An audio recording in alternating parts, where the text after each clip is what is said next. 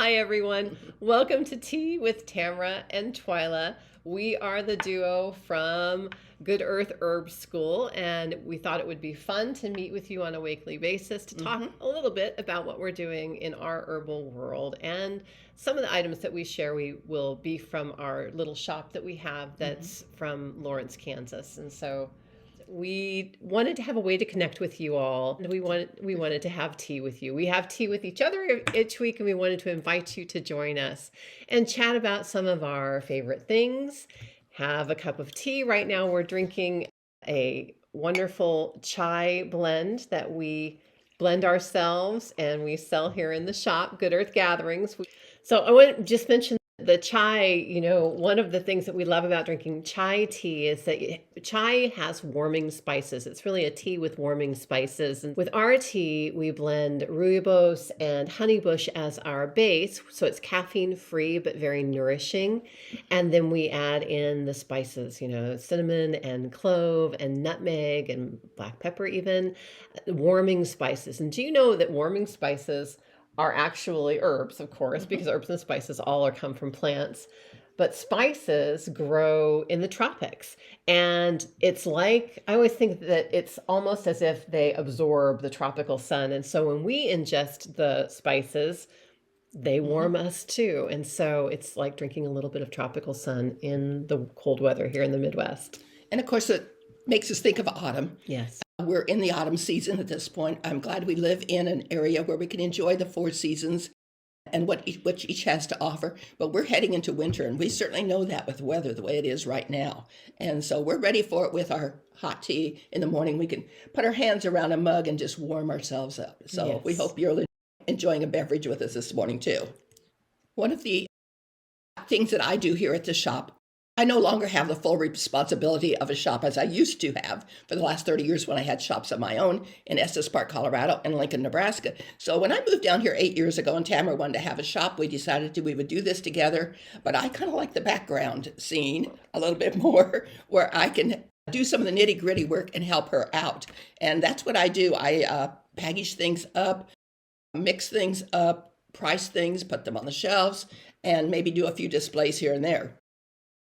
One of the items that is very popular right now in our shop, and maybe it's because we talk about it being one of our favorite items, and that is a holy basil hydrosol.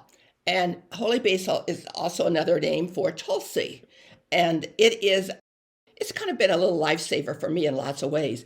Now, holy basil is an herb, and that herb is calming. It calms our nerves. It creates, when you're up here with anxiety or down here with being down in the dumps a little bit, it helps to create a balance for me. And I also use it for if I'm going to the doctor maybe and I'm a little stressed out. Anytime, I just spritz this all over my chest area and my face, and I make sure a little bit gets under my nose because this is almost like an aromatherapy. One of the issues that I have, and I suspect many of you do, is a sleep issue. And maybe it's just because we're women. It can be hormonal. It can be due to lots of things. As we get older, we don't sleep quite as much as we probably should. And I can go to bed, and the minute I hit the pillow, I'm wide awake. Has that happened to you too? And the other thing is, I might just wake up at 3 o'clock, and then I'm awake for the rest of the morning. And that's a little bit too early when I really should be sleeping. So I use this at night in order to go to sleep and to calm me down, to relax me. Instead of all those thoughts going around the head all at once, this kind of just tones it down a little bit. But it's wonderful to give to someone who maybe has small children and they're stressed. It's good for someone who's going through grief, as many of us have. And it's just a wonderful little thing to have on hand as our little go-to. I almost create a ritual of it at night because it's kind of the last thing I do at night before I crawl into bed. And this would make a wonderful gift to someone, but it's a gift to yourself too, especially when it helps us to relax and calm down. So I wanted to share that with you because it is such a wonderful thing. I want to share something about it too because I love it also. I learned about holy basil when we lived in town. We lived in Yes, I Lawrence, remember. and our next door neighbors were from India.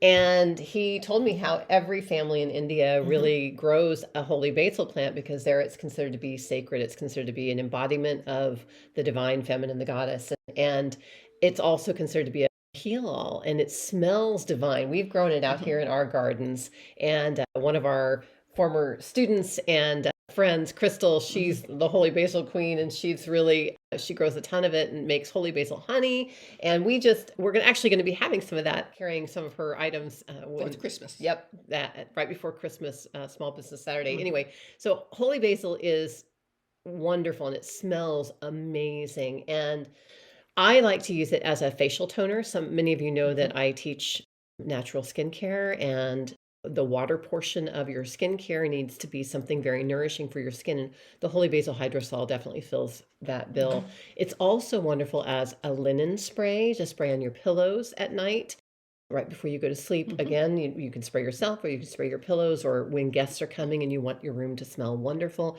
also as a room spray. And also, all the things that it does for us as humans, it can also do for pets. And it's very gentle because a hydrosol is actually the waters from the plant. And so many of you might be familiar with essential oils, and essential We are. oils are really popular right now. They've been popular for a while. Hmm. And when a company makes essential oils, the plant is distilled down to two parts: the oils of the plant, that's the essential oil, and the waters of the plant, and that's the hydrosol.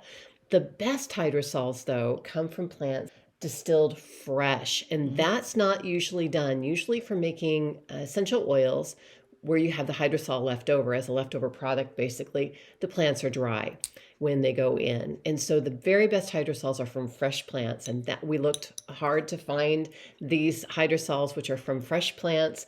They are marvelous. They smell amazing. And they are so very regenerative. And One of the other things that we've done with herbs, and of course we work with herbs a lot because we teach a 10-month course at our Good Earth Herb School. And if you want more information on that, you can go to goodearthherbschool.com to get that information. We learn a lot about the plants. The plants are really our friends, and they are here to help us. We use them medicinally. We use them for healing. They're just pretty to look at. They smell wonderful. They just do a lot of things. One of the things that we like to do, or used to do, I should say, in the fall, is we would clean up our gardens. we don't do that No, anymore. we don't. Uh, And be- why did you not clean up your garden? well, first of all, it's easier not to clean up the garden in the fall, right? We don't have time. We're No busy. time, we're busy. But the real reason that we don't clean up the garden in the fall and we wait till late spring is because the native insects really need that Hmm. dead and dying foliage to grow their larvae in, and to have their, they lay their eggs on those. They need those in the spring to be there in order for them to hatch and come out and be insects. And we need our native insects. The insect populations have absolutely Right. plummeted in the whole United States the past several years, and we've noticed Hmm. it a lot. We have 10 acres here, and we've really noticed it. And this has a ripple effect. Some of you might be saying, I don't like insects anyway. Well, Hmm. insects are part of the We food have to chain. have them. And if we don't have the insects, we don't have the birds. And that's one of the things we've really noticed too. The bird populations have really plummeted also. Hmm. And so we're really wanting to support our native wildlife populations. Hmm. And that's one of the way that we do it. We just leave the garden as it is. Now, if you live in town and you're not able to completely leave it as it is, see if you can at least rake the leaves maybe into a pile in the corner of a yard or something, And so leave them that there. and leave them there rather than composting them or having them taken away, because that helps support your Hmm. native wildlife. That's kind of their snug home for the winter. Absolutely. We all like a snug home in the winter. One of the reasons I don't clean it up, and I haven't for ages in my life, because not only do I not have the time during when we're getting ready for our holiday season, but in the wintertime, I love seeing the grasses wave in the breeze, the asparagus fern, many of those things, the leaves that are blowing around. They're just so pretty. It's almost like music when you look out and see them. I love them when the snow nestles on them. There's just a certain serene look about it. Not everything's barren and flat. Then we have the fluttering Yeah. leaves, and we have the grasses and so on. So, and I love them that way. I do too. And you know, the milkweed pods, all that, they're just, They're we leave them beautiful. just as they are. And one of the things I like to do is I've been frugal all my life. My mother taught me this to be this way, and I teach my daughter the same thing. And that is that I save every little bit of anything. Now, and we make it useful. Yeah. Instead of throwing away the stalk after we've stripped off the leaves and the flowers for our herbs, I like to make a burning bundle. So Tamara has, I've got a couple of goldenrod stalks here, Yes. actually. So we start with these. Yes. Goldenrod stalks generally. I save everything and put it into buckets and such and set them around in the garage. And then we get together on a day and we make a big mess. Big mess. But it is a lot of fun and it smells so good as we're breaking the sticks and the stems and so on. But I like to make, we like to make these burning bundles, we call them. Now they're about 12 inches long. Some are 14 inches long. You'll recognize probably a dozen different stems in this. The base is sometimes a little heavier than what the top is, as it holds everything together. We wrap it around with twine, and then we put some dried flowers on top. Now, this is a burning bundle that can be used inside or outside. So inside maybe in a fireplace, outside in a fire pit. But I like to use them as a celebration bundle, a ritual bundle, whereas maybe it's the naming of a baby or it's your birthday, and it's a way to celebrate and do a little ritual of thankfulness for your birthday, as we all should every year. And maybe New Year's Eve. What are some other occasions? Yule, Anniversary. solstice, Christmas. Yeah, anniversary. Anniversary. Yeah, any of the seasonal holidays. Absolutely. And so it is something wonderful to use for that purpose. And it's a great way that we use our leftovers from the garden. So the other thing that we collect these all. Yes, we do. All season long. Mm-hmm. Yes. And we make sure that we're leaving plenty for the wild there animals. is plenty. Absolutely. Believe me, there is plenty out there. But so we have a couple different ones that I can show you. We put a little explanation on them also. This is another one. And then you can see the ones sitting on the back shelf here too. Yes, we can. They're beautiful. They're beautiful just as a shelf Yes, sitter. they also, are. They make a great hostess gift if you're going somewhere to, because the hostess can use it if she wants to use it in her decor, she can. Or if you have like a fire and you're doing some kind of a ritual burning or whatever it is, you can use that. So Absolutely. they're wonderful. So for they that. are. We have a few available yet here at the shop. If you're interested, just let us know. And next year we'll actually show you how to make them when we're in the season of doing it. So I think we've covered a few things this morning that we wanted to share with you, and we'll meet with you again next Thursday. Yep. And Wanted to reiterate that we are Good Earth Gatherings. We're just south of Lawrence. We're open the first 3 Fridays and Saturdays of each month. We are. And we're also happy to do porch pickup or shipping for those of you who are not in the area. And we have lots of classes online also. We teach a 10-month home herbalist apprenticeship program. Yes. As Mom mentioned, we've got the tarot courses and practice groups and natural skincare, lots of wonderful things online. So check that out. So we've enjoyed having tea with you this morning. Absolutely. And we'll look forward to it next Thursday. Thank you for joining us today. Thank you. Check out our 10-month home herbalist apprenticeship program. This will be our 8th year teaching it in 2023. Yes. It's open for enrollment right now, and we would love to see you as part of it. So We're already planning our herbal gardens for next year, what we want to sure plant, what we want to work with. So we'll share some of that information with you as we go through the year.